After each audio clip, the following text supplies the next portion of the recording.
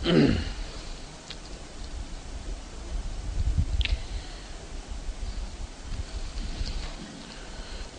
الفتح آیت نمبر 28 سے شروع کریں 28.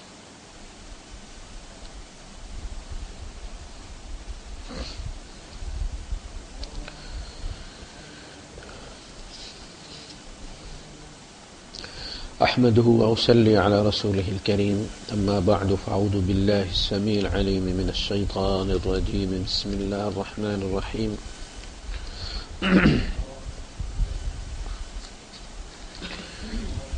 هو الذي أرسل رسوله بالهدى ودين الحق ليظهره على الدين كله وكفى بالله شهيدا محمد رسول الله والذين معه أشداء على الكفار رحماء بينهم تراهم ركعا سجدا يبتغون فضلا من الله ورضوانا سيماهم في وجوههم من أثر السجود ذلك مثلهم في التوراة ومثلهم في الإنجيل كزرع أخرج شطأه فآزره فاستغلظ فاستوى على سوقه يعجب الزراع ليغيظ بهم الكفار وعد الله الذين آمنوا وعملوا الصالحات منهم مغفرة وأجرا عظيما صدق الله العظيم رب اشرح لي صدري ويسر لي أمري واحلل عقدة من لساني يفقهوا قولي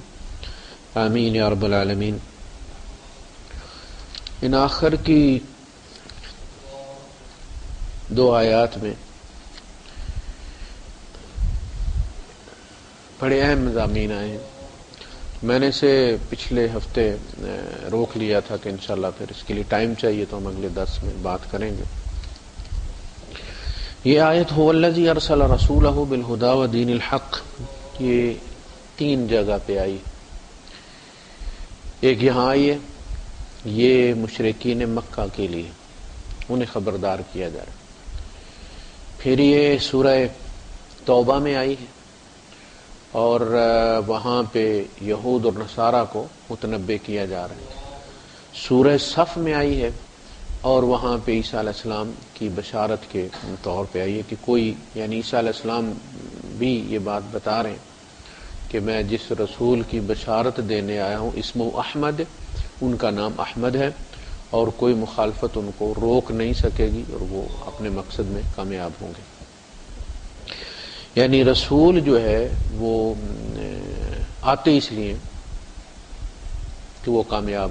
کتب اللہ لاغلبن انا ورسلی، اللہ نے یہ بات لکھ لیا. پتہ نا آپ کو جب کتاب کا لفظ آتا ہے کتب علیکم الصیام، تم پر روزے فرض کیے گئے. کتب علیکم القتال، تم پر قتال جو ہے وہ فرض کیا گیا. کتب علیکم القصاص، تم پر قصاص فرض کیا گیا. تو ان الفاظ کو اللہ پاک نے اپنی ذات کے لیے استعمال. کتب علی نفسہ الرحمہ، اللہ نے رحمت کرنا اپنے اوپر فرض کر لیا. بتائیے اس کی رحمت ہے کہ اس نے ایک چیز اپنے اوپر فرض کر لی ہے. وَرَحْمَتِي وَسِعَتْ كُلَّ شَيْءٍ، میری رحمت ہر چیز پر وسیع ہے، اسی لیے ہم چل پھر رہے ہیں. تو جب اللہ کتاب کا لفظ استعمال کرتا ہے تو زور دیتا ہے اس بات پہ کہ میرے نزدیک اس چیز کی بڑی اہمیت ہے. کتب علی نفس الرحمہ. تو اسی طرح کتب اللہ لاغلبن انا ورسلی، اللہ نے اپنے اوپر فرض کر یہ بات لکھ لی کہ میں اور میرے رسول غالب آ کر رہیں گے. تو یہ رسول جب آتے ہیں یہ دعوت دیتے ہیں. اچھا اس کا پروسیس اگلی آیت میں زیر بحث آیت وہ دعوت دیتے اور بڑے میٹھے انداز میں دیتے ہیں، آرام سے کام شروع کرتے. پہلے لوگ اس کو بڑا ایزی لیتے ہیں کہ 2-4 دن بولنے کے بعد ختم ہو جائے گا، بند ہو جائے گا. لیکن پھر وہ دیکھتے ہیں کہ یہ تو سیریس لگتے ہیں اور پھر جب ان کے اپنے گھر کے اندر سے افراد ٹوٹ ٹوٹ کر ان کے ساتھ ملنا شروع کر دیتے ہیں تو وہ پھر اس کو کچھ زیادہ سیریس لے لیتے ہیں اور پھر اس کے بعد رستہ روکنے کی کوشش کرتے ہیں. پھر وہ سزا، عقاب، تشدد وہ چیزیں شروع ہو جاتی ہیں. اس دوران نبی جو ہیں وہ شہید بھی ہو جاتے ہیں. حضرت یحییٰ علیہ السلام کا سر کاٹا گیا، حضرت زکریا علیہ السلام کو چیرا گیا آرے سے. لیکن رسول کا معاملہ الگ ہوتا ہے. رسول اصل میں اللہ کی عدالت کے طور پر زمین پہ نازل ہوتا ہے اور پھر فیصلہ کر کے جاتا ہے. کمپرومائز نہیں ہوتا یہاں پہ کہ چلو جیسے یہود نے کوشش کی تھی نا کمپرومائز کی. وہ جو ہم سورہ بقرہ پڑھتے ہیں سٹارٹنگ میں تو وہ کہتے ہیں کہ جی ٹھیک ہے ہم ان کو رسول مان لیتے ہیں, ہمیں ان کے رسول ہونے پر کوئی اعتراض نہیں. اب یہود اور نصارہ نے باقاعدہ سرکاری طور پر تسلیم کر لیا, ان کی کتابوں میں لکھا ہوا کہ محمد اللہ کے رسول ہیں, انہوں نے جھوٹ نہیں بولا. یعنی اب یہ آفیشلی تسلیم کر لیا گیا ہے کہ اولاد ابراہیم میں سے 3 رسول, 3 مذہب اس وقت چل رہے ہیں, عیسائیت, یہودیت اور اسلام. کزن جن کو کہا تھا نا, وہاں کے صدور, امریکن صدور جب بولتے ہیں تو بڑا ناپ تول کے الفاظ بول رہے ہیں, یہ کزنز ہیں آپس میں. تو تسلیم کر لیا گا. لیکن وہ کیا کہتے ہیں کہ جی عیسائیوں کے رسول عیسیٰ علیہ السلام ہیں, یہودیوں کے رسول موسیٰ علیہ السلام ہیں, مسلمانوں کے رسول محمد رسول. ہم تو کہتے ہیں ساری دنیا کے رسول ہیں, وہ کہتے نہیں. اچھا یہ پیشکش وہ لے کر آئے تھے کہ آپ ایسا کریں کہ ہم مان لیتے کہ یہ بنی اسماعیل کے رسول ہیں, آپ ہمیں مان لیں کہ ہم بنی اسرائیل کے رسول پر ایمان رکھتے ہیں, تو آپ ہمیں بھی اسلام پر تسلیم کر لیں کہ ہم اس رسول کو مانتے ہیں, اور ہم ان کو بھی مان لیں گے کہ یہ اللہ کے رسول ہیں لیکن ان کے لیے آئے. تو ہم پھر مشترک ہو کر, ایک ہو کر مشرکین کے خلاف کھڑے ہو جائیں گے. تو وہاں بھی اللہ نے کہا یریدون ان یخدعوا, یہ دھوکہ دینا چاہتے ہیں, یخادعون اللہ والذین آمنوا, کہ بات گڑ مڑ رہے ہیں. اللہ پاک رسول کی آمد کے بعد 2 ہی قومیں رہ جاتی ہیں, یا ایمان لانے والے یا پھر اس کا انکار کرنے والے. یہ جو تم کمپرومائز لے کر آئے نا, ایسا نہیں ہوگا. جزیرۃ العرب پہ 2 دین نہیں رہیں گے, ایک ہی دین رہے گا. تو وہ یہاں فرمایا کہ هو الذی ارسل رسولہ بالہدی ودین الحق لیظہرہ علی الدین کلہ, وہ غالب کرنے کے لیے بھیجے گئے ہیں, کمپرومائز کرنے کے لیے نہیں بھیجے گئے کہ کولیشن مذہب بنا لیں وہ اور پھر چلے جائیں اور بعد میں آپس میں سر پٹول ہوتی رہے. نہیں, ایسا نہیں. وہ کلیئر کر کے بات کو آتی. وہاں فرمایا هو الذی ارسل رسولہ بالہدی ودین الحق لیظہرہ علی الدین کلہ ولو کرہ الکافرون ولو کرہ المشرکون, دونوں الفاظ استعمال کیے. مشرکوں کو کتنا بھی ناپسند ہو, ان کے علی الرغم یہ غلبہ ہو کر رہے گا, تم رستہ روک کے دیکھو. تو یہاں چونکہ وہ تازہ غزوہ احزاب سے واپس آئے تھے تو ان کا تم نے کیا کیا, تم گئے تھے نا چڑھ کے 10,000 کا لشکر چڑھ کے گیا, پھر تم نے کیا کیا, کچھ نہیں کیا, واپس آ گئے اپنا کام کیے بغیر. تو اس کا مطلب یہ ہوا کہ تم ناکام ہو گئے اس اسلام کا رستہ روکنے میں, اور اللہ نے جو اپنے رسول سے وعدہ کیا تھا وہ پورا ہونے جا رہا ہے. یہاں فرمایا وَكَفَىٰ بِاللَّهِ شَهِيدًا, اس بات کا اللہ کافی, اس لیے کہ اللہ کی سپورٹ سے سارے کام ہو رہے ہیں نا, تو اللہ کا یہ مان لینا کہ یہ میرا رسول ہے یہ کافی ہے. یہ میں نے عرض کیا چونکہ وہ کٹوایا گیا تھا محمد رسول اللہ, تو اللہ پاک نے پھر اسے قرآن میں شامل کروایا. پورا معاہدہ صلح حدیبیہ اس میں نہیں ہے, لیکن محمد رسول اللہ پاک نے پھر یہاں اس کے بدلے میں لکھوایا کہ محمد اللہ کے رسول ہیں, اور اللہ اس بات کا کافی گواہ ہے. محمد الرسول اللہ والذین معہ, محمد جو اللہ کے رسول ہیں اور وہ جو ان کے ساتھ ہیں, ان کی صفات اب بیان کی جا رہی. یہ کیسے ہوتے ہیں؟ یہ ہر زمانے میں مثلاً فی التوراۃ و مثلاً فی الانجیل, ہر زمانے میں جو مسلمان اٹھتے تھے, ہم سے پہلے عیسائی مسلمان تھے, ان سے پہلے یہودی مسلمان تھے. جب یہود نے عیسائیوں کا انکار کیا, حضرت عیسیٰ علیہ السلام کا انکار کیا, وہ کافر ہو گئے. اور جب عیسائیوں نے محمد رسول اللہ صلی اللہ علیہ وسلم کا انکار کیا تو وہ کافر ہو گئے. ٹھیک ہے, تو ہم سے پہلے وہ تھے. ہر زمانے میں اللہ کے رسول اس کے ماننے والوں کی صفات یہی رہی جو یہاں بیان ہوئی. یہ کوئی اوپری صفات نہیں ہے. جو بھی بندہ, ہر زمانے میں رسول ایسے ہی ہوتے تھے جیسے نبی کریم صلی اللہ علیہ وسلم کے اخلاق تھے, ایسے رسولوں کے. کوئی رسول بھی گالیاں نہیں دیتا تھا, ظلم نہیں کرتا تھا, جھوٹ نہیں بولتا تھا. اس زمانے میں اللہ کی وحی کو ان کے کریکٹر کی بنیاد پر تسلیم کیا جاتا تھا. ہر زمانے میں ایسا نہیں ہو کہ رسول سٹیمپ لگوا کے لاتے تھے اللہ کی اور شو کرواتے تھے, اور کوئی مشین تھی جس میں وہ رکھ کے چیک کرواتے تھے کہ واقعی اللہ کے وہ لگی ہوئی ہے مشین, مور لگی ہوئی ہے. ہر زمانے میں اللہ کی وحی کو اس رسول کے کریکٹر کی بنیاد پر رد یا قبول کیا. تو اس کا مطلب ان کے اخلاق اچھے تھے. اسی طرح نبی کریم صلی اللہ علیہ وسلم نے بھی جب آپ کوئی صفحہ پہ کھڑے ہو تو اپنا کردار پیش کیا. کیف وجدتمونی, تم نے مجھے کیسا, کوئی لمبی چوڑی تقریر نہیں کی.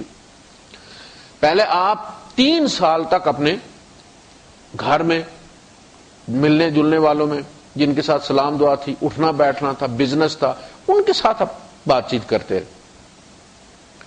اس کے بعد آپ کو کہا گیا وَأَنذِرْ عَشِيرَتَكَ الْأَقْرَبِينَ، آپ اپنے قریبی رشتہ داروں کو ڈرائیں. اب یہ اگلا پروسیس. پھر آپ نے اپنے رشتہ داروں کی دعوتیں کی، انہیں بلایا دعوتوں پر، اور پھر ان سے بات چیت کی، بھئی اس طرح سے معاملہ. تو اب یہ بات نکلی کہ یار ہم آگے پیچھے سے تو سنتے تھے کہ یہ نبی ایسے باتیں کر رہا ہے، لیکن ڈائریکٹ کیونکہ ہم سے اس نے بات کی نہیں تھی، لہذا ہم کوئی چیز کہنے کے جو ہے وہ روادار نہیں تھے. لیکن جب انہوں نے دعوت پہ ہم کو بلا کے ہم ہی کو وہ پیش کر دی، اب تبصرے آنے شروع ہوئے رشتہ داروں کی طرف سے. ٹھیک ہے. پھر تیسرا مرحلہ فَاصْدَعْ بِمَا تُؤْمَرْ، اے نبی اب آپ کھل کر کہیے جس کا آپ کو حکم دیا گیا. اس دن پھر آپ کوئی صفحہ پر تشریف لے گئے، اور آپ نے ایک ایک قبیلے کا، کیونکہ ہر قبیلے کے لوگ وہاں پہ مجالس ہوتی تھی، اس کی جو حرم کا احاطہ ہے وہاں لوگ آ کے بیٹھا کرتے تھے. عصر کے بعد بھی، فجر کے بعد دھوپ تیز ہونے تک بھی یہ لوگ آتے تھے، اپنا اپنا ناشتہ کر کے آ کے وہاں بیٹھ کے پھر گپیں مارتے تھے، ادھر کی ادھر کی، وہ اپنے تجارت کے حوال سناتے تھے اور اپنے معاملات ڈسکس کرتے تھے. وہاں سارے لوگ موجود تھے. پھر آپ نے ایک ایک کا پھر نام لے کے پکارا، بلایا، سارے اکٹھے ہو گئے. کس کی آواز ہے؟ محمد کی. دوڑ پڑے لوگ، اس لیے کہ حضور صلی اللہ علیہ وسلم جو ہے وہ لوگوں کے ساتھ اتنا انٹریکشن رکھتے نہیں تھے، لیکن سب کو پتا تھا کہ یہ بات جو ہے وہ بڑی سچی کرتے ہیں، سیریس کرتے ہیں، کوئی مذاق نہیں کرتے. سارے لوگ دوڑ پڑے. آپ کا اپنا تایا بھی وہیں تھا، ابو لہب بھی، اسے بھی کیا، ان کو بھی آپ نے آواز دی، بنو ہاشم کو بھی، آگے سارے. تو آپ نے فرمایا کیف وجدتمونی، تم نے مجھے کیسا پایا؟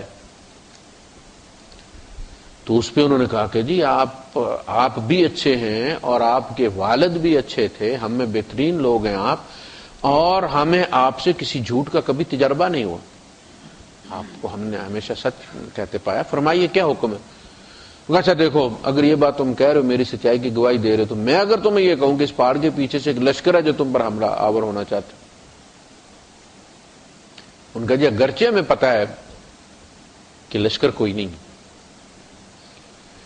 اس کے باوجود ہم آپ کی بات مان لیں گے کہ لشکر ہے. کیا بات ہے؟ یہ ہوتا ہے کردار کہ دشمن اس کی گواہی، ہم آنکھوں کو جھٹلا دیں گے، ہماری آنکھیں دیکھ رہی ہیں کہ کوئی صفا کے پیچھے کوئی لشکر نہیں، لیکن اے محمد چونکہ آپ سچ بولتے ہیں، ہم ان کو جھٹلا دیں گے، آپ کی زبان پر اعتبار کریں گے کہ ہاں واقعی کوئی لشکر ہم پر ٹوٹ پڑنے والا ہے. آپ تفصیل بتائیے کون ہے وہ لوگ جو ہمارے اوپر حملہ آور ہونے والے. اس وقت آپ نے فرمایا کہ تمہارے اوپر ایک گھڑی آنے والی جب تم رب کے سامنے کھڑے ہوگے اور تمہیں جواب دہی کرنی، میں تمہیں اس سے خبردار کرنے آیا. اور آپ نے اپنی پھر دعوت پیش کی. تو محمد جو اللہ کے رسول ہیں، ان کے ساتھ جو لوگ لگتے ہیں ان کا کیا کردار ہے، یہ بات نوٹ کر لیجیے. اس لیے کہ کہتے تو ہم بھی ہیں کہ ہم محمد والے ہیں، چھیڑے نہ ہمیں دنیا، ہم ہیں مصطفیٰ والے، ہم نعتیں پڑھتے ہیں. آپ دیکھتے اے سی ہوتا ہے نا آپ کی گاڑی میں، تو اے سی کا اپنا پٹا ہوتا ہے، اپنی پلی ہوتی ہے، اور وہ جو انجن چلا رہی ہوتی ہے اس کی اپنی پلی ہوتی ہے، وہ ڈینمو بھی چلاتی ہے. جب آپ آن کرتے ہیں اے سی تو ہوتا کیا ہے کہ کرنٹ جب ملتا ہے تو اس کی پلی کے اندر میگنیٹ آ جاتا ہے، وہ ٹھک کر کے انجن والی پلی کے ساتھ مل جاتی ہے اور کمپریسر والا پٹا چلنا شروع ہو جاتا ہے. آپ سوئچ آف کرتے ہیں، بجلی ختم ہوتی ہے، اس کو کرنٹ رک جاتا ہے، اس کے اندر میگنیٹ ختم ہو جاتا ہے اور وہ اس سے الگ ہو جاتی ہے، اب وہ نہیں پھر رہی. پھر جب آن کرتے ہیں آپ، پھر میگنیٹ آتا ہے، وہ پھر جڑ جاتی. یہ ہے کردار کی ٹھنڈک. جب بندہ جڑتا ہے محمد رسول اللہ صلی اللہ علیہ وسلم کے ساتھ تو پھر اس کا پٹا بھی اسی طرح چلنا چاہیے جس طرح اس کا رسول کا چل رہا، اس کا کردار وہ ہونا چاہیے. پھر نہیں تو اس کا مطلب ہے کرنٹ کوئی نہیں، کہیں مسئلہ کو فیوز اڑا ہوا ہے اسی والا. پھر اگر میگنیٹ نہیں دوڑا، آپ دیکھیں کلمہ پڑا ہے، جو جادوگر تھے فرعون لے کر آیا تھا کرائے پر، وہ جادوگر جب کلمہ پڑھتے ہیں اپنے نبی کا، حضرت موسیٰ علیہ السلام پہ وہ ایمان لے آئے کہ اللہ کے رسول ہیں، تو کیا ہوا؟ اس کے بعد انہوں نے کوئی اسٹڈی سرکل میں حصہ لیا، کوئی انہوں نے جمعہ پڑھا، کوئی درس سنا، کچھ نہیں ہوا. ہوا کیا کہ بس ان کے اندر کلمہ دوڑ گیا اور ان کی پولی جڑ گئی اپنے نبی کے ساتھ، اور ایسی جڑی کہ اسی مجلس میں فرعون یہ کہہ رہا ہے کہ تم نے سرکاری آرڈر جاری ہونے سے پہلے، بعض دفعہ ایسا بھی ہوتا ہے کہ کھلاڑی جب ایک دوسرے کو مبارکباد دینا شروع کر دیتے ہیں وکٹ گرنے کے بعد، کیچ ہونے کے بعد، تو امپائر روٹھ جاتا، وہ آؤٹ نہیں دیتا، کہتا تم نے میرے انگلی اٹھانے سے پہلے ہی مبارکیں دے رہے ہو، تمہارا چاچا لگتا ہے. یعنی کس نے آؤٹ دینا؟ میں نے فیصلہ کرنا تھا کہ کیچ ہوا کہ نہیں ہوا، ٹچ ہوا کہ نہیں ہوا، یہ کیا ہوا؟ اور وہ کہتا میں نہیں دیتا آؤٹ، اور مجبوراً ماننا پڑتا، تو فیصلہ تو اس نے کرنا ہے. کئی دفعہ میں نے دیکھا ہے. اور پھر دوڑتے دوڑتے اس بیچارے کو ایک دفعہ امپائر کی طرف لازماً دیکھنا پڑتا ہے، اس کے بعد پھر جا کے وہ خوشی مناتا ہے، اس لیے کہ امپائر چاہتا ہے کہ تم میری طرف دیکھو، میری اتھارٹی کو تسلیم کرو. وہ کہتا ہے کہ آمنت بی قبل ان اذنت لکم قبل ان اذن لکم، اور میں نے ابھی سرکاری طور پر ڈکلیئر ہی نہیں کیا کون جیتا کون ہارا، تم پہلے اس پر ایمان لے آئے ہو. اب اس نے کینسل تو کرنا تھا نا، سامنے نظر آ کے میری پارٹی ہار گئی ہے، لیکن اس نے کوئی بے ایمانی کرنی تھی تو اس نے یہ ایک پوائنٹ پکڑا ٹیکنیکل کہ جی ہم نے تو آؤٹ نہیں دیا تھا، تم نے مان لیا. ان ھذا لمکر، یہ تو ملی بھگت ہے جی، یہ اسپاٹ فکسنگ ہے، نہیں مانتا میں. تم نے یہ طے کیا ہوتا کہ یہ پہلے آئے گا مجھے ڈرائے گا، بعد میں تمہیں لے کے آؤں گا، تم اس کی جیت مان لو گے اور تم اقتدار پر قبضہ کر لو گے. تو ان کو اس نے دھمکی دی، اس نے کہا کہ فسوف تعلمون، تمہیں پتہ چل جائے گا. لا اقطعن ایدیکم وارجلکم من خلاف، میں آمنے سامنے کے تمہارے ہاتھ اور پاؤں کاٹوں گا. ولا اصلبنکم فی جذوع النخل، میں تمہیں کھجور کے تنوں کے ساتھ کیل مار کے ٹانک دوں گا، اتنی جلدی مرنے نہیں دوں گا. ولا تعلمن اینا اشد عذابا وابقى، اور تمہیں پتہ چلے گا کہ لگ جائے گا کہ موسیٰ کا رب زیادہ شدید عذاب دیتا ہے جس سے تم ڈر گئے ہو، یا میں زیادہ شدید عذاب دیتا ہوں. یہ ہوتا ہے ایمان. قالوا فاقض ما انت قاض، انہوں نے کہا کر لے جو تو نے کرنا. یہ ایمان ہے. کیا ہوا؟ یہ کیسا ایمان تھا؟ ہمارا کیسا ایمان ہے؟ نام اس کا بھی ایمان ہے، نام اس کا بھی ایمان ہے. پتہ چلا کہ جب ایمان حقیقی ہوتا ہے تو پھر اس کے کچھ اثرات اس بندے پہ مرتب ہوتے ہیں، اس کے کردار میں تبدیلی آتی ہے، اس کی باڈی لینگویج تبدیل ہو جاتی ہے. اگر یہ نہیں ہے تو پھر اس کا مطلب ہے کہ ایمان نہیں. قالت الاعراب آمنا قل لم تؤمن ولکن قولوا اسلمنا، عرب کہتے ہیں ہم ایمان لے آئے. کہو کہ نبی ان سے کہو کہ تم ایمان نہیں لائے. قل لم تؤمنوا، تم ہرگز ایمان نہیں لائے. ولکن قولوا اسلمنا، کہو کہ ہم نے سر تسلیم خم کر دی، سرنڈر کر دیا، اب اور کوئی چارہ کوئی نہیں. ہم میں سے ایسے لوگ ہیں جو اللہ پہ بڑے گلے شکوے رکھتے ہیں، مرتد ہوئے بیٹھے، صرف منہ سے اس لیے نہیں نکالتے کہ مسلمانوں کے معاشرے میں طلاقیں ہو جائیں گی اور تو کریں گے، لوگ کنویں سے پانی نہیں بھرنے دیں گے، تو اس لیے لوگ رکے ہوئے ہیں، اندروں اندر ہو گئے ہوئے ہیں. فیس بک پہ جو بیٹھے ہوئے ہیں وہ اپنے جو ملحد ہیں، فیس بک پہ آپ کو ایتھیسٹ جو نظر آتے ہیں، وہ اپنے جنازے بھی پڑھتے ہیں اپنی برادریوں میں، لوگوں کی فاتحہ بھی جا کے پڑھتے ہیں، مرنے پر تعزیت بھی کرتے ہیں، ماشاءاللہ انشاءاللہ الحمدللہ بھی کرتے ہیں، لیکن فیس بک پہ وہ اپنی آئی ڈی تبدیل کر کے کسی اور نام سے اللہ پر اعتراض بھی کرتے رہتے ہیں. تو اگر انسان اپنے رسول پر اس کے ساتھ جڑا ہوا ہے اس کا تعلق، اسی لیے قبر میں سب سے پہلے کیا پوچھا جائے گا؟ ماذا تقول فی ھذا الرجل، انصاف کے بارے میں تمہارا کیا خیال ہے؟ میرے رسول ہیں تو پھر کچھ نشانی ہونی چاہیے تھی. جس طرح اولاد اپنے باپ کا عکس دیتی ہے، ساری نہ بھی ملتی ہو، اس کی آنکھوں میں سے، ناک میں سے، ہونٹوں میں سے، چال میں سے، آواز میں سے باپ یا ماں چھلکتی ہے، اسی طرح انسان جس کا کلمہ پڑھتا ہے اس کے کردار میں اس کے نبی کے کردار کی جھلک لازماً دیکھی جاتی ہے. تب یقین ہوتا ہے کہ واقعی اس نبی کا امتی. اور جس طرح ہمیں خوشی ہوتی ہے، لوگ کہتے ہیں کہ جی آپ پر گیا ہے تو ہم پھول جاتے ہیں، اسی طرح نبی کریم صلی اللہ علیہ وسلم بھی اور دیگر نبی بھی اپنی امتوں پر فخر کریں گے قیامت کے دن. جب آواز لگے گی بھائی اس کو جنت میں جنت الفردوس میں بھیجو، اس کو 2 جنتیں دے دو، 4 جنتیں دے دو، یہ محمد کا امتی ہے، تو حضور خوش ہے، میرے امتی دیکھو بھائی کتنا اعزاز ہو رہا ہے۔ کسی ٹیچر کے اسٹوڈنٹ کو جب کوئی اعزاز ٹرافی ملتی ہے تو شاگرد سے زیادہ ٹیچر خوش ہوتا ہے، اس کی عزت ہوتی ہے۔ فرمایا لا تسود وجهي یوم القیامہ، دیکھو قیامت کے دن میرا منہ کالا نہ کرنا۔ حضور کیا کر گئے کہ پکڑا ہوا ہے جناب علی قرآن مجید درمیان میں سے کاٹ کے اس کا متن باہر نکال دیا، تفسیر والا حاشیہ رہنے دیے، اندر سے پورا کاٹ لیے، اندر چرس بھر دی، ہیروین عمرے پہ چلے گئے۔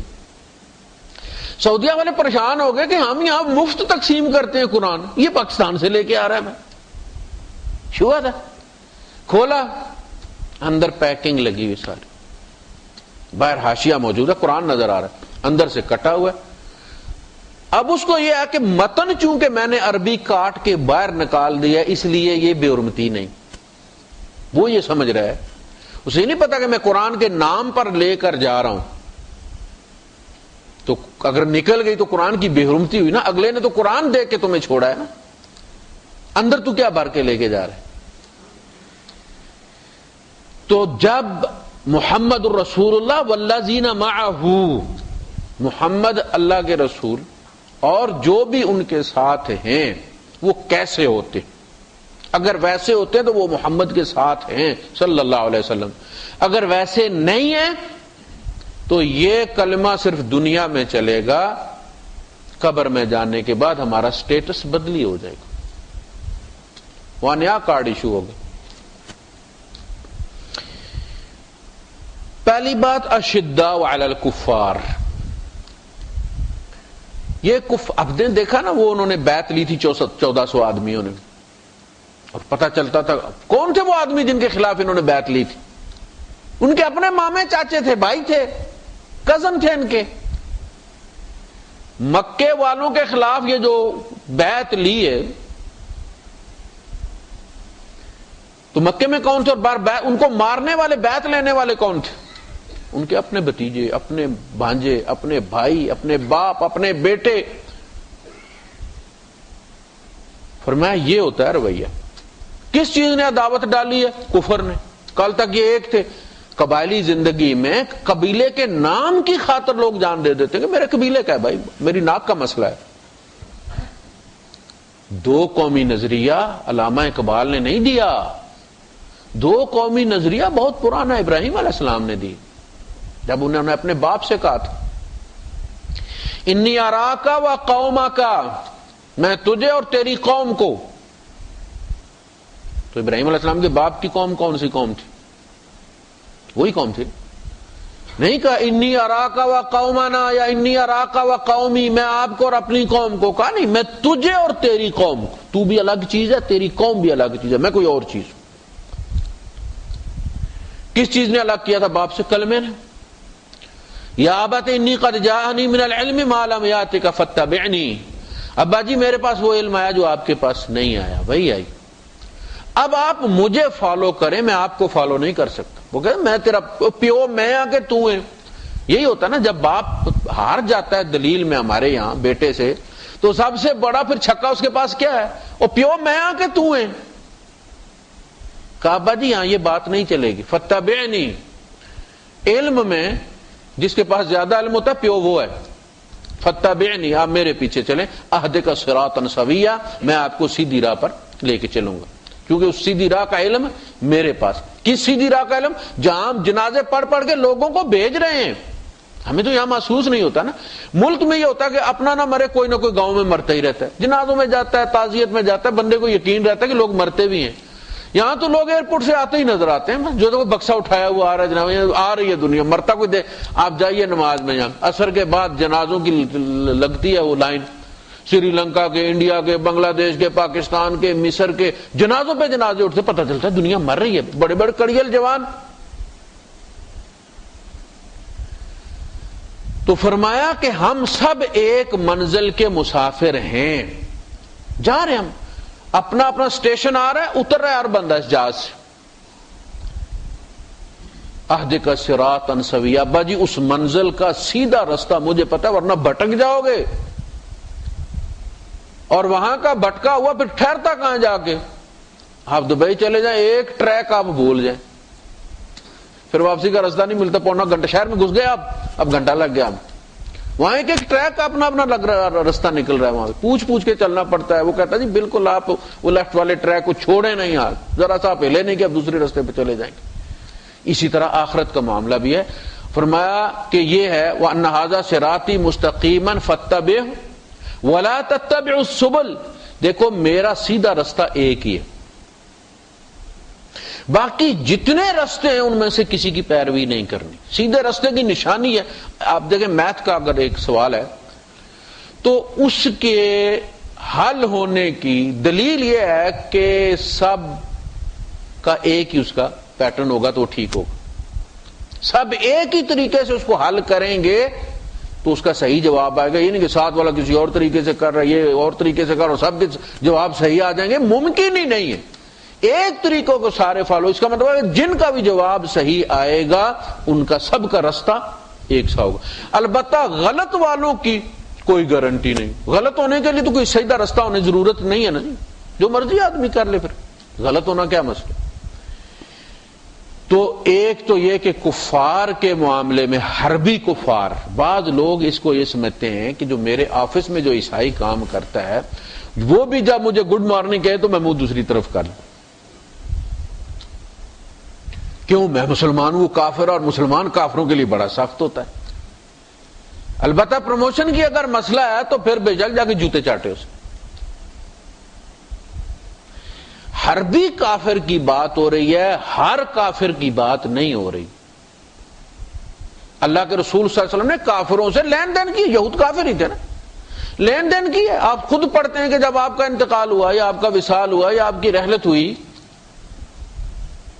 تو یہودی کے یہاں آپ کی ذرہ 20 یا 40 کلو جو کے عوض رہن رکھی ہوئی تھی، لین دین کیا ان کے ساتھ، ان کے یہاں سے کھانے کو آیا ہے، آپ نے کھایا ہے۔ آپ کے ساتھ جو کام کرتے ہیں، آپ کے پڑوس میں جو رہتے ہیں، آپ نے بتایا کہ دیکھو اگر تمہارے پڑوس میں کوئی بندہ رہتا ہے تو اس کا حق ہے پڑوسی کا، چاہے اس کا تعلق کسی مذہب کے ساتھ، پڑوسی کا حق اس کا اسلام میں رکھا گیا ہے اور وہ کلیم کر سکتا، کل وہ گلہ کر سکتا اس کی بنیاد پر، اسے بھی ستانا۔ یہود کے اندر یہ بات آ گئی تھی کہ لیس علینا فی الامیین سبیل، سورہ آل عمران میں اللہ پاک نے بتایا کہ نبی تمہیں پتہ یہ مال کیوں کھا جاتے ہیں دوسرے لوگوں کا؟ یہ کہتے ہیں کہ دوسرے یعنی یہودیوں کے علاوہ دوسروں کا مال کھانے میں ہمیں گرفت کوئی نہیں ہوگی۔ جیسے ہم کہتے ہیں کہ یار سکھوں کا اگر مال بائی دا وے ہم کھا بھی جائیں تو انہوں نے کون سا جنت میں جانا ہے کہ ہماری نیکیاں لے کے وہ جنت میں چلے جائیں گے؟ ایسی بات نہیں۔ لین دین میں دیانت داری اپنی جگہ پہ ہے، ہر بندے کے ساتھ آپ آنےسٹ ہوں، جو چیز آپ سے جس چیز کے وہ پیسے لے وہ چیز آپ کو دے، چاہے وہ سکھ ہے چاہے ہندو ہے چاہے آپ ان کے ساتھ ڈیل کر رہے ہیں۔ تو آپ کے پڑوس میں رہتا ہے، اسے ستانا بھی آپ کے مسلمان ہونے کی نفی ہے۔ جس کا پڑوسی اس کی شر سے محفوظ نہیں، اللہ کی قسم وہ مومن نہیں۔ پھر فرمایا کہ اگر وہ مسلمان ہے تو اس کے دو حق ہو گئے، ایک دینی بھائی کا حق، ایک پڑوسی کا حق۔ پھر آپ نے فرمایا کہ اگر وہ ساتھ تمہارا رشتہ دار بھی ہے، اب اس کے تین حق ہو گئے، پڑوسی کا حق، مسلمانی کا حق، رشتہ داری کا حق۔ تو ان سے ملیں، ان کے یہاں بچہ ہوتا ہے تحفہ دیں آپ ان کو، عید ہے ان کی، ان کو مبارکباد دیں، وہ آپ کی عید پر مبارکباد دیتے ہیں، اس کو قبول کریں، اس میں کوئی حرج نہیں۔ یہ بات ہو رہی ہے حربی کافروں کی جو آپ کے سامنے آ کے مورچہ لگا کے بیٹھے ہوئے ہیں، ان کے بارے میں ان کے دل میں کوئی یہ خیال نہیں آتا کہ وہ میرا ماما لگتا ہے۔ ایک صحابی کے بارے میں آتا ہے نا، غالباً حضرت حذیفہ رضی اللہ عنہ، ان کے بھائی تھے تو وہ سگے بھائی تھے، والد نہیں تھا، والدہ تھیں، پیسے والے تھے کافی۔ تو وہ جب گرفتار کیے گئے غزوہ بدر میں تو یہ گزر رہے تھے، کسی اور کو قیدی کو پکڑے ہوئے تو دیکھا میرے بھائی کو باندھ رہا ہے بندہ، تو آپ نے اس باندھنے والے سے کہا کہ کس کے باندھنا، اس کی ماں بڑی امیر ہے، ٹھیک ٹھاک تاوان ملے گا اس کو۔ تو اس نے کہا تمہیں شرم نہیں آتی اپنے بھائی کے بارے میں یہ بات کہتے ہوئے؟ تو انہوں نے فرمایا کہ میرا بھائی وہ ہے جو تمہیں باندھ رہا ہے، اس کلمے نے اخوت کا نیائی معیار قائم کیا. خونی رشتہ مرنے کے ساتھ ختم ہو جاتا. خونی رشتہ جو ہی بندہ جان دیتا ہے ختم ہو جاتا. اس کلمے کا رشتہ ایسا ہے کہ کبھی ختم نہیں ہوتا. اس کلمے کی نسبت سے محبت کرنے والوں کو قیامت کے دن حساب کتاب سے پہلے اللہ پاک فرمائے گا میری خاطر آپس میں محبت کرنے والے کہاں ہیں؟ آؤ اللہ کے عرش کے سائے کے نیچے کھڑے ہو جاؤ تاکہ حساب کتاب شروع کیا جائے. بڑا لمبا حساب ہوگا. اپنے عرش کے سائے کے نیچے جو 7 کیٹیگریز جن کو اللہ پناہ دے گا ان میں کلمے کی خاطر، دین کی خاطر ایک دوسرے سے محبت کرنے والے. تو آپ نے فرمایا کہ میرا بھائی وہ ہے جو تمہیں باندھ رہا ہے. یہ ہے وہ اخوت اور مواخات جو اسلام یہ کلمہ پہ آج ہمارے اندر وہ کہاں ہے؟ ہم ایک ایسی باڈی بن گئے ہیں جو ڈیکمپوز ہو رہی ہے، بدبو آ رہی ہے ہم سے. معاشرتی طور پر مسلمان کے ساتھ جڑا ہوا نہیں. دیکھتے نہیں جو حال آیا. یعنی چند لوگ مسلمان تھے مکے کے اندر، وہ بھی چھپے ہوئے مسلمان تھے، کوئی ولی اللہ اور اڑنے والے نہیں تھے. ان نامعلوم مسلمانوں کی خاطر اللہ پاک نے اپنے نبی کو جنگ سے روک دیا کہ نبی نہیں، وہ مارے جائیں گے تمہیں ابھی پتہ نہیں. اسی سورہ میں کہا اللہ پاک نے چند آیتیں پہلے. آج آپ دیکھتے ہیں کہ میں جب جا رہا ہوں بم لگا کے مسلمانوں کی مسجد میں جمعے والے دن پھاڑنے، تو مجھے نہیں پتا لوگ اپنے بچے بھی ساتھ لے کر آتے. وہ معصوم بچے ہیں. اللہ کے گھر وہ مرنے کے لیے آ رہے تھے، اللہ کی عبادت کرنے آ رہے تھے. اور کیا ڈرون انہوں بچوں نے کرائے ہیں. وہ CIA کے چیف ہیں وہ بچے. یہ کون ہیں؟ یہ اسلام جتنا بدنام انہوں نے کیا ہے اس کی کوئی مثال نہیں ملتی. جب میں یہ دیکھوں، آپ دیکھیں اللہ کے رسول صلی اللہ علیہ وسلم کو اسلام کے امیج کا کتنا خیال تھا. یہ امیج بہت کام کرتا ہے. آپ سے پہلے لوگوں تک آپ کا امیج پہنچتا ہے، وہ راہ بناتا ہے آپ کی قبولیت کی. مسلمان جن علاقوں کو فتح کرتے تھے وہاں قتل عام نہیں کرتے تھے، وہاں کے بزرگوں کا احترام کرتے تھے، وہیں کے لوگوں کو مسئول بنا دیتے تھے. وہاں تجارت عام کر دے، جو بھی انہوں نے مال غنیمت ان کو ملتا تھا وہ ادھر ہی خرچ کرتے تھے، خرید و فروخت ادھر ہی شروع کر دیتے تھے. وہ جو کل تک لڑ رہے تھے آج تاجر بنے ہوئے، دکانیں کھلی ہوئی ہیں، مارکیٹ میں کھڑے سامان لے کر. ریل پہل ہو جاتی تھی دولت کی، کاروبار چل. ان سے پہلے اگلے علاقے والوں میں مشہوری پہنچ جاتی تھی کہ جن علاقوں میں مسلمان ہیں وہاں تو رائل پہل ہے دولت کی، لوگ امیر ہو گئے ہیں. وہ انتظار میں دعائیں کرتے تھے کہ اللہ مسلمانوں کو ادھر بھی بھیجا، جلدی فیصلہ کریں آگے آنے کا. اور جب مسلمان جاتے تھے تو وہ آنکھیں بچاتے تھے ان کے لیے. لڑائی کی بات تھوڑی سی، وہ جو نظام کے 2-4 سپاہی ہوتے تھے اس وقت، وہ جب ٹوٹ جاتی تھی دیوار سپاہیوں کی تو اس کے بعد عوام الناس تیار. جبرالٹر میں آپ دیکھیں جو گیا ہے طارق وہاں پہ، اور جو اس نے کام کیا، اتنی فوج سے یہ علاقہ یورپ فتح ہو سکتا تھا.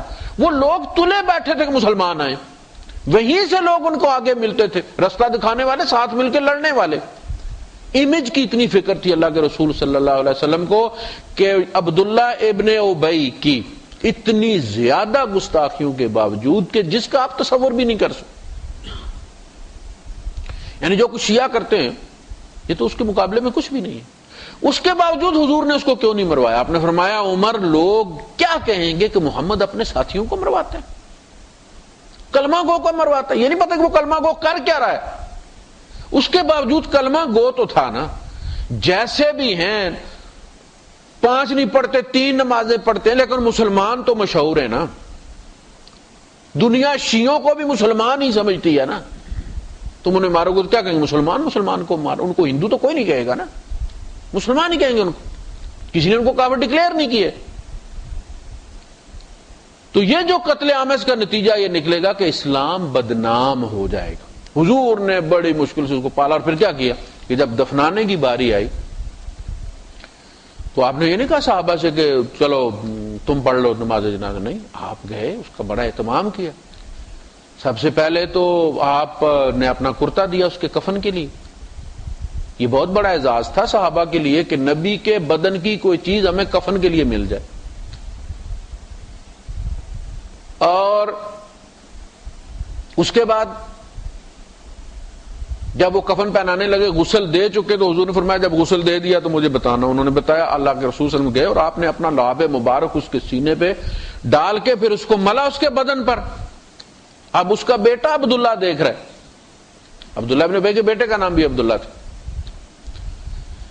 اس کے بعد فرمایا کہ جب اس کو دفن کرنے لگو مجھے بتانا، تو پھر جنازہ پڑھایا، پھر جب دفن کرنے کی باری ہے تو حضور پہلے قبر میں اترے اور لیٹ کر اس کی قبر کو تبارک دیا۔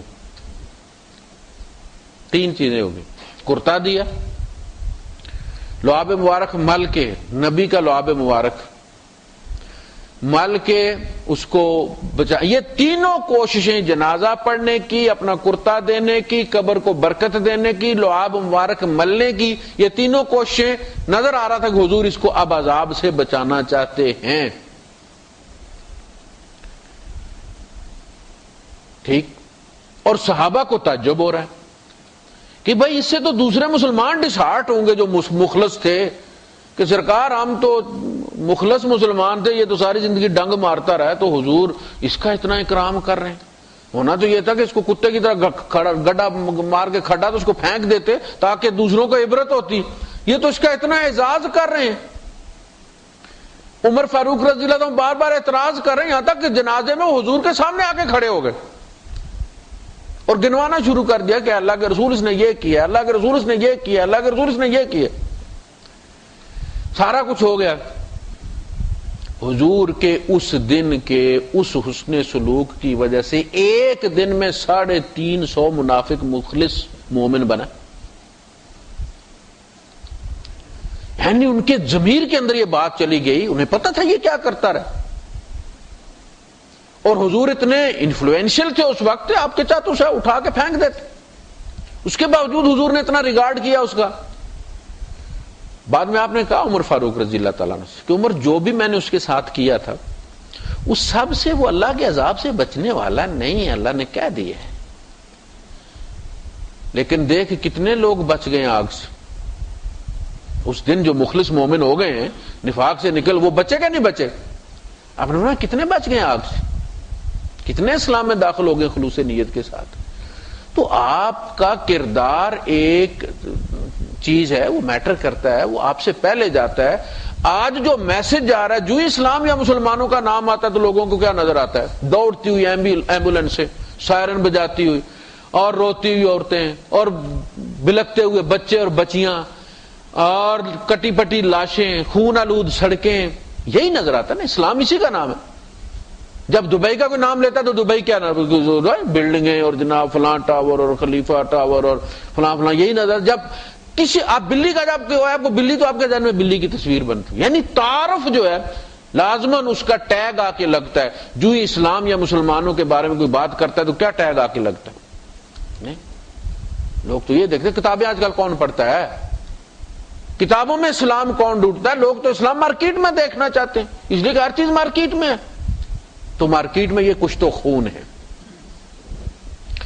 اشداء علی الکفار رحماء بینہم، وہ آپس میں بڑے رحیم ہوتے ہیں۔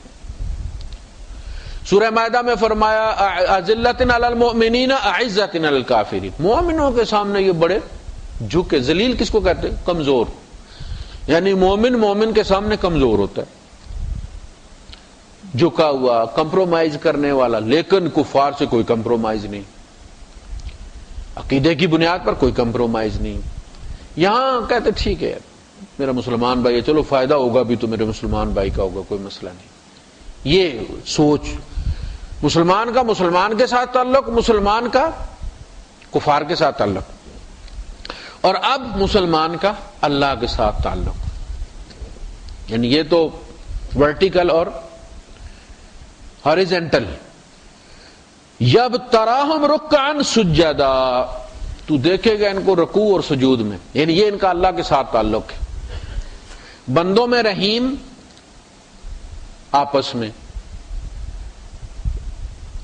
اور لین دین میں دیانتدار، رحم دل، اور جھکے ہوئے، کمپرومائزنگ پرسنالٹی۔ اللہ کے ساتھ ان کا تعلق یہ ہے کہ اس کے سامنے رکوع و سجود میں تم انہیں دیکھو گے، یبتغون فضلا من اللہ، یہ اللہ کے فضل کی تلاش میں رہتے، یہ اللہ کے فضل کی تلاش میں رہتے ہیں. ایک صاحب تھے تو ان کے پاس ایک گھوڑا بیچنے والا بندہ ہے، مجبور تھا کوئی، تو آپ نے پوچھا کتنے کا بیچو گے؟ تو اس نے اماؤنٹ کوئی تھوڑی سی بتائی. تو انہوں نے کہا کہ تمہیں پتہ ہے گھوڑے کی نسلوں کا؟ تیرا گھوڑا زیادہ پیسوں کا ہے. اس نے کہا جی مجبوری ہے، ٹھیک ہے آپ اتنے دے دوں، اس سے بھی زیادہ. وہ 200-250-300 درہم میں بھی بیچنے پہ تیار تھا، یہ اسے لے گئے کوئی 3,500 پر، اور اسے دیا. کہا بھائی یہ تیری چیز کی یہ قیمت بنتی ہے. اس کو کہتے ہیں کہ انسان کے اندر ایک اپنا سینس آف جسٹس بھی ہوتا ہے، اس کا ضمیر کہتا ہے کہ یہ چیز مہنگی ہے یا سستی ہے. وہ داؤ نہیں لگاتا. ہمارے یہاں یہ ہوتا ہے کہ اگر کوئی مجبور ہو گیا، بیماری آ گئی، آپریشن کروانا ہے، وہ مکان بیچنے پہ یا جگہ بیچنے پہ تیار ہے، اور آپ کی نظر بڑے عرصے سے اس جگہ پر ہے کہ یار یہ اگر مل جائے تو میں یہاں مکان بناؤں گا، تو آپ نے شکر کیا یار، فوراً اسے پیسے، وہ مجبور ہے بیچارہ، آپریشن کروانا ہے بچے کا، تو وہ اونے پونے داموں میں خرید کے آپ نے مکان بنا لیا. اس مکان میں کبھی برکت نہیں ہوگی. اگر وہ مجبور بھی ہو گیا تھا تو آپ کو قیمت اس کی پوری دینی چاہیے تھی. آپ کو پتا ہے کہ اس جگہ کی اصل قیمت کیا، اس کی مجبوری سے آپ نے فائدہ اٹھایا ہے، آپ نے اپنے ضمیر کے ساتھ خیانت کی. یعنی ایسا بھی ہوا ہے کہ کوئی بندہ ہے، ہم جب گئے ایک دفعہ حج پہ، تو وہاں احد میں جب جاتے ہیں تو وہاں پہ کھجوریں وغیرہ بکتی ہیں، وہاں سے لوگ لیتے ہیں. تو ایک جگہ پہ یہ جو اجوا کھجور ہے، یہ بڑی، اس کی بڑی قسمیں ہیں. جیسے مالٹوں کی قسمیں نا بہت ساری، اسی طرح آموں کی قسمیں، اسی طرح اس کی بھی قسمیں. تو عام طور پہ وہ دھوکہ دیتے، مکس اپ کر دیتے. یعنی وہ 60 روپے کلو والی، 40 روپے 60 روپے کلو والی کو بھی وہ جناب علی 300 والی کلو میں ملا دیں گے. تو وہاں میں نے دور سے دیکھا ایک بندہ کھڑا ہے. میرا اصول یہ ہے کہ میں کوشش کرتا ہوں کہ جو غریب دکاندار ہے نا، جس کے پاس دوسرے گاہک نہیں جاتے، اس سے خریدے. جس کے یہاں رش لگا ہوا اس کو تو مل ہی رہا ہے، چلو یار اس کو کوئی مل جائے، بیٹھا ہوا بیچارہ روزی کمانے کے لیے. تو میں نے ساتھیوں سے کہا، میں چونکہ معلم بھی تھا گاڑی کا، تو ہم سارے ادھر ہی نکل گئے اس کے پاس. میں نے کہا یار وہ دیکھو دور بیچارہ کھڑا ہے، تو اس کے ساتھ اس سے خریدتے ہیں. چلے گئے ادھر. اچھا انہوں نے جاتے پوچھا کتنے کا، تو اس نے کہا جی یہ 60 کی کلو ہے. اچھا وہ ہم وہاں 150 کی دیکھ کے آئے تھے، سیم وہی. تو میں نے کہا یار دیکھو. اس نے کہا جی یہی قیمت ہے اس کی، میں آپ گھنٹہ بھی جرا کریں گے تو میں ایک فلس اس میں سے کم نہیں کروں گا، اور میں ایک فلس زیادہ بتاؤں گا بھی نہیں. میں حلال روزی کھانا چاہتا ہوں، اپنے بچوں کو کھلانا چاہتا ہوں، اسی لیے یہ ریڑھی والے مجھے اپنے پاس کھڑا نہیں ہونے دیتے کہ یہ سچی قیمت بتاتا ہے، ہماری بھی مارکیٹ مار دیتا ہے. تو انہوں نے مجھے یہاں دور دفع کر کے تو اپنے پاس نہیں کھڑی کرنے دیتے مجھے. تو پھر ہماری پوری بس نے وہ 4 5 5 7 7 کلو 10 10 کلو جو بھی تھی، اس کی ساری کھجوریں پھر وہ بک گئی. دیکھیں اس کا جو رزق تھا اسے سچ کے ساتھ مل گیا. تو ایک سینس آف جسٹس ہوتا ہے کہ یار یہ بندہ سچ کہہ رہا ہے تو اسے اس کے سچ کی قیمت ملنی چاہیے. جب آپ کسی دکاندار سے پوچھتے ہیں ایک چیز آپ کو 10 کی ملتی ہے، تو آپ اس سے یہ وعدہ کرتے ہیں کہ اچھا یار 10 کی اگر ملی تو تجھی سے آ کے لوں گا. پھر آپ پورا بازار بھی پھرتے ہیں تو دیانت کا تقاضا پھر یہی ہے، پھر اسی سے جا کر لیں. آپ آگے کسی نے 12 بتایا، کسی نے 10 بتایا، کسی نے 13 بتایا، کسی نے 14 بتایا، تو پھر آپ اسی سے جا کے لیں جس نے آپ کو پہلے ہی مرحلے پہ وہ 10 کی چیز بتائی تھی. اس میں برکت اور کچھ نہیں ہوتا، چیز وہی ہوتی ہے، لیکن اللہ کی ایک تائید حاصل ہو جاتی ہے اس چیز کو، اور اس میں پھر برکت ہوتی ہے. یبتغون فضلا من اللہ، وہ اللہ کا فضل ڈھونڈتے رہتے ہیں کہ کسی ہماری بات سے اللہ، ہمارا نقصان ہو جائے لیکن اللہ خوش ہو جائے. یہ جو ادا ہے نا کہ مومن ہر وقت اللہ کی رضا جوئی کے لیے، وہ رستے میں کانچ دیکھتا ہے ہٹا دیتا ہے، اس سے میرا اللہ خوش ہوگا. پیاسے کو دیکھتا ہے اپنے حصے کا پانی پلا دے، یار اس سے کیا ہوگا، میرا اللہ خوش ہوگا. یعنی یہ وہ جینین وجہ ہے اس کی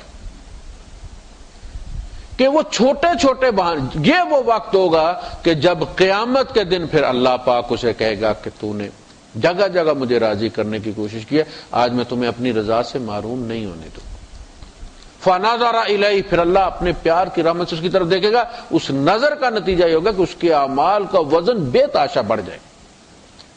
اعمال کا وزن اللہ کی قبولیت کے ساتھ ہے، اسی لیے تولا جائے گا، گنا نہیں جائے گا. جسے اللہ پاک پیار کی نگاہ سے دیکھے گا اس کی نمازوں کا وزن، اس کی ہر چیز جب وہ قبول کر لے گا بھر دے گا وزن سے، جیسے چھتا شہد کا بھرا جاتا ہے ایسے اس کی چیزوں میں، اس کی نمازوں میں، روزوں میں پھر وہ وزن بھر جائے گا۔ تو رب کی رضا ہر معاملے میں، میں اس کو سلام کیوں کروں؟ آنے والوں کو میں سلام مطلب کے لیے تو ہم کرتے ہیں،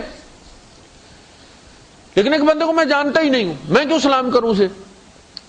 میرا رب خوش ہو جائے اس سلام سے۔ افشوا السلام بینکم، اللہ کے رسول صلی اللہ علیہ وسلم نے فارمولہ بتایا نا، آپ نے فرمایا کہ لا تدخلوا الجنت حتی تؤمنوا، تم جنت میں نہیں جا سکتے جب تک کہ تم مومن نہ ہو، ولا تؤمنوا حتی تحابوا، اور تم مومن نہیں ہو سکتے جب تک کہ تمہیں آپس میں محبت نہ ہو۔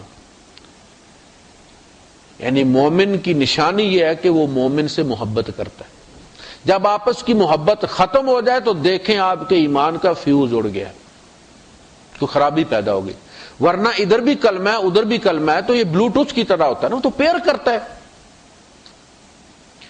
تو آپ نے فرمایا تم جنت میں ہرگز نہیں جا سکتے جب تک کہ تم مومن نہ ہو، اور تم مومن ہو نہیں سکتے جب تک تمہیں آپس میں پیار نہ ہو۔ الا ادلکم علی شیء اذا فعلتموہ تحاببتم، کیا میں تمہیں وہ چیز نہ بتاؤں کہ جسے تم اگر کرو تو تم میں محبت پیدا ہو جائے؟ افشوا السلام بینکم، سلام کو پھیلا دو آپس میں۔ آپ کہتے ہیں راز افشا کر دینا، یہ وہ ہے افشوا السلام، عام کر دو سلام کو۔ آپ جا رہے ہیں کسی کے ساتھ آپ کی تلخ کلامی ہو گئی جی، کوئی سیاسی ڈسپیوٹ ہوگا تو دوسری پارٹی کے آپ تلخ کلامی ہماری ہو جاتی ہے، یعنی آپ دنیا کی واحد قوم ہے ہم، حالانکہ جمہوریت ہمارے یہاں بہت کم رہی ہے، شاید اسی کی وجہ یہ ہے کہ جس میں جس چیز کی کمی ہوتی ہے اسی کا تذکرہ کرتا ہے۔ آپ دیکھیں انڈیا والے جہاں کہیں بھی بیٹھے ہوں گے یا تو خاموش بیٹھے ہوں گے یا کوئی کام کی بات کر رہے ہوں گے کہ جاب پہ ایسا ہوا، آفس میں ایسا ہوا، لیکن ہماری حالت یہ ہوگی کہ کپڑے پھٹے ہوئے ہوں گے، جوتے سیمنٹ سے بھرے ہوں گے، پکوڑے جو ہے وہ گندے ہاتھوں سے کھا رہے ہوں گے، بحث یہ ہوگی کہ وزیر اعظم کس کو ہونا چاہیے یار۔ آپ دیکھ لیں کیفیٹیریا میں جا کے بیٹھ کے دیکھ، بس میں آپ ٹیکسی میں آپ صفحہ سے بیٹھیں گے، دو پاکستانی دو ہندوستانی، وہ ہندوستانی یا تو اپنے موبائل میں لگے ہوئے ہوں گے، کوئی اپنا ان کا پاکستانی سر کھا دیں گے کہ نہیں جناب فلاں گورنر صحیح نہیں لگا یار۔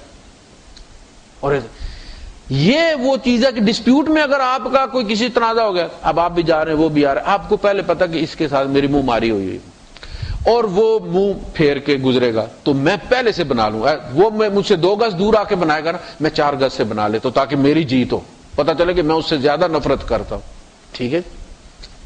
وہ بھی پاکستانی ہے، یہ بات اس نے بھی سوچی ہوئی ہے، وہ کوشش کرے گا کہ وہ 4 گز دور سے منہ بنا لے، ادھر دیکھنا شروع کر دے، موبائل نکال لے، بات کرنا شروع کر دے کہ دفعہ ہو جائے۔ اچھا جا رہے ہیں، دونوں نے یہ سوچا ہوا ہے، اچانک ان سے ایک کہتا ہے بھائی صاحب السلام علیکم، اب یہ کیا کرے گا؟ اب یہ اس کے لیے تو ترپیڈو ہو گیا نا، وہ یہ کیا ہوا؟ میں تو سمجھ رہا تھا کہ یہ منہ ادھر کر کے تو اس نے کیا کر دیا۔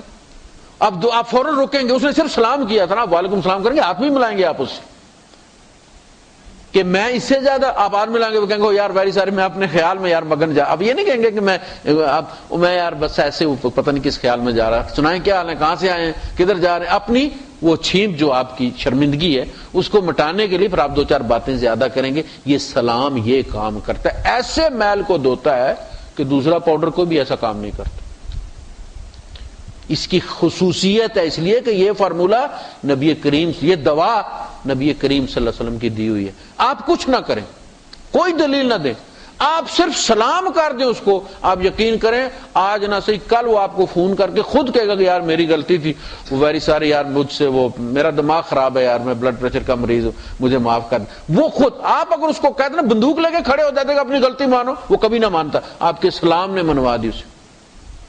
تو یہ افشوا السلام بینکم، یبتغون فضلا من اللہ، وہ اللہ کا فضل ڈھونڈتے رہتے ہیں، ورضوانا، اور اس کی رضا جو ہوتے ہیں ہر جگہ، سیماہم فی وجوہہم من اثر السجود، ان کے چہروں پہ ان کے سجدوں کا اثر ہوتا ہے، یعنی اس کی ایک تو یہ کہ سجدہ کرنے سے نشان پڑ جاتا ہے، ایک یہ کہ بعض بندے ایسے ہوتے ہیں کہ ان کے چہرے کی طرف آپ دیکھیں تو آپ کو اندازہ ہو جاتا ہے کہ یہ دیندار آدمی، ایماندار آدمی، یعنی اس کی ریفلیکشن یہ بتا دیتی ہے کہ آپ کا ضمیر ایسے پیر کر جاتا ہے کہ یار یہ بندہ، وہ چہرے کی طرف، اللہ کے رسول صلی اللہ علیہ وسلم کو دیکھ کر بندے مسلمان ہو جاتے تھے،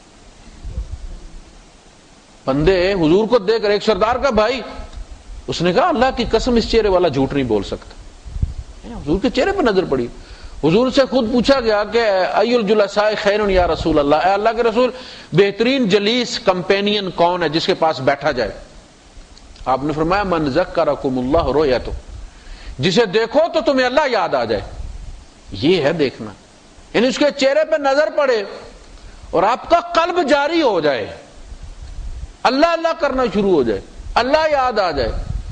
وزاد فی علمکم منطقہ، اور وہ جب بولے اس کا نطق، اس کا بولنا تیرے علم میں اضافہ کرے. یعنی ہر ساتھی دوست جس کے پاس تم بیٹھ رہے ہیں، تم کیا کر رہے ہو؟ یہ ٹائم ہمارا کیپٹل ہے، ہمیں دنیا میں درم ڈالر دے کر نہیں بھیجا گیا، ٹائم دے کر بھیجا گیا. ٹائم ہم بیچتے ہیں، درم بھی کماتے ہیں، ڈالر بھی کماتے ہیں، پاؤنڈز بھی کماتے ہیں. ہم جس دن یہ ختم ہو جاتا ہے سارے بیکار ہو جاتے ہیں. ٹائم ہمارا اصلی کیپٹل ہے. اچھا آپ یہ خرچ کر رہے ہیں، ایک بندے کے پاس 1 گھنٹہ بیٹھے ہوئے ہیں، آپ 1 گھنٹہ آپ نے خرچ کر دیے، تو کیا لیا اس سے؟ پہلی بات یہ کہ اسے دیکھو تو وہ تمہاری لائن اللہ سے ملا دے، جب بولنا شروع کرے تو تمہارے علم میں اضافہ کرے. اور تیسری چیز وَذَكَّرَكُمُ الْآخِرَةُ عَمَلُهُ، اس کا عمل تمہیں آخرت کی یاد دلا دے. یعنی جب تم اس کے پاس سے آؤ، قلبی طور پر ایمان تازہ ہو جائے، قلبی طور پر رب سے مل جاؤ، علم کے لحاظ سے تمہیں معلوم ہو جائے کہ تمہارا سٹیٹس کیا ہے، اور عمل کے لحاظ سے وہ تمہیں پریکٹیکل کروا کے بھیجے. تم آؤ تو پھر پریکٹیکل کرنا شروع کر دو. تم یہ 3 چیزیں کمپینین کے ہوں تو تمہارا ٹائم ضائع نہیں گیا. ورنہ اگر بیٹھ کے ادھر ادھر کی ہانکتے رہے تو تم اس گھنٹے کو قیامت کے دن بیٹھ کر روو گے. سیمام فی وجوہہم من اثر السجود ذالک مثلہم فی التوراۃ، یہ مثال ان کی تورات میں بیان کی گئی. وَمَثَلُهُمْ فِي الْإِنْجِيلِ، اور ان کی مثال انجیل میں یہ بیان کی گئی ہے. كَزَرْعٍ، اب دیکھیں یہ طریقہ کار ہے اسلامی تحریک کے اٹھنے کا. یہ جب بھی آئے گا، دیکھیں عام جب بھی آپ بوئیں گے تو اس کا ایک ہی پروسیس ہوگا. جہاں بھی بوئیں گے وہ اسی طرح پہلے نکلے گا، ایسے کر کے ٹیڑھی سی اس کی نکلے گی ایک کنڈی سی، پھر وہ کنڈی سیدھی ہوگی تو اس میں پتے آپ کو نظر آئیں گے. اسی طرح ہوتا ہے دین. جب بھی جہاں بھی جس معاشرے میں بھی آئے گا اسی پروسیس سے آئے گا. پہلے اس کا بیج پڑے گا، پھر وہ ہلکی سی آپ بندے میں بھی دین اب داخل کرنا چاہتے ہیں، بندے کے اندر بھی دین کا آپ بیج لگانا چاہتے ہیں، تو آپ ایک ہی دن میں یہ کہیں گے وہ پانی پہ چلنا شروع کر دے اور ہوا میں اڑنا شروع کر دے؟ نہیں. پہلے اگر کوئی دوپٹہ لیتی تھی اس نے چادر لینا شروع کر دیا، الحمدللہ بیج لگ گیا ہے. 2-4 سال چادر کرتی ہے، پھر وہ اسکارف برقع آپ کو لیتی ہے، اس کا مطلب ہے ترقی ہو رہی. پہلے ہی دن آپ چاہتے ہیں، ایسا نہیں ہے. لَتَرْكَبُنَّ طَبَقًا عَنْ طَبَقٍ، تم نیکی یا بدی، ایک ہی دن بندہ بد نہیں ہو جاتا کہ آج اس نے تہجد چھوڑ دی تو کل جناب وہ آپ کو شراب خانے میں نظر آئے گا. ایسا نہیں ہوتا. برائی میں بھی بندہ سٹیپ ٹو سٹیپ اترتا ہے خانے میں، اور بلندی میں بھی سٹیپ بائی سٹیپ جاتا ہے. یہ ہے وہ بات. کَزَرْعٍ أَخْرَجَ شَطْأَهُ، جیسے بیج کھیتی ہے اس کی ہلکی سی کونپل نکلتی ہے. فَآزَرَهُ، پھر اس کی کمر، یہ آزار بند جسے آپ کہتے ہیں باندھنے، تو یہ آزار پھر اس کی وہ کھڑی ہوتی ہے، کونپل جو ٹیڑھی ہوتی ہے وہ اپنے. فَاسْتَغْلَظَ، پھر وہ موٹی ہوتی ہے. فَاسْتَوَىٰ عَلَىٰ سُوقِ، پھر وہ اپنی پنڈلی پر کھڑی ہو جاتی ہے. ساق کہتے ہیں نا آپ پنڈلی کو، یہ وہ ہے. يُعْجِبُ الزُّرَّاعَ، بیجنے والے کو بڑی اچھی لگتی. یعنی یہ قدرتی بات ہے کہ زراع کون ہیں؟ نبی کریم صلی اللہ علیہ وسلم نے آ کے کلمے کا بیج ڈالا تھا نا، تو وہ زراع وہ ہیں. لِيَغِيظَ بِهِمُ الْكُفَّارَ، تاکہ اس سے کافروں کو غصہ چڑھے. خوش کون ہو؟ جس نے لگایا ہے. مَثَلُ كَلِمَةٍ طَيِّبَةٍ كَشَجَرَةٍ طَيِّبَةٍ اصلها ثابت وفرعها في السماء. اسلام کو اللہ نے درخت سے تشبیہ دی ہے، تو درخت کا ہمیشہ ایک بیج ہوتا ہے، پہلے وہ کمزور حالت میں ہوتا ہے، پھر وہ ایک درخت بنتا ہے. اللہ نے فرمایا کہ اس کی شاخیں آسمان میں اور جڑیں اس کی زمین میں نیچے تک گئی ہوئی ہوتی. یہ ہے وہ. تو جتنا وہ کھیتی بان اس کا خوش ہوتا ہے اتنے ہی کفار اس کے منکر جو ہیں، جو دشمن ہیں اس کے، وہ اس سے ناخوش ہوتے ہیں۔ وعد اللہ الذین آمنوا وعملوا الصالحات منہم مغفرۃ واجرا عظیما، اللہ کا وعدہ ہے ایمان والوں سے اور عمل صالح والوں سے کہ اگر انہوں نے اس آیت کے مطابق اپنے اعمال ڈھالے، اپنے رویے تبدیل کیے، اپنا کردار درست کیا، تو اللہ کا وعدہ ان کے ساتھ کہ وہ ان کی مغفرت فرما دے گا اور انہیں اجر عظیم سے نوازے گا۔ اللہ پاک مجھے بھی آپ حضرات کو بھی انہی میں سے بنائے۔ وآخر دعوانا الحمدللہ رب العالمین۔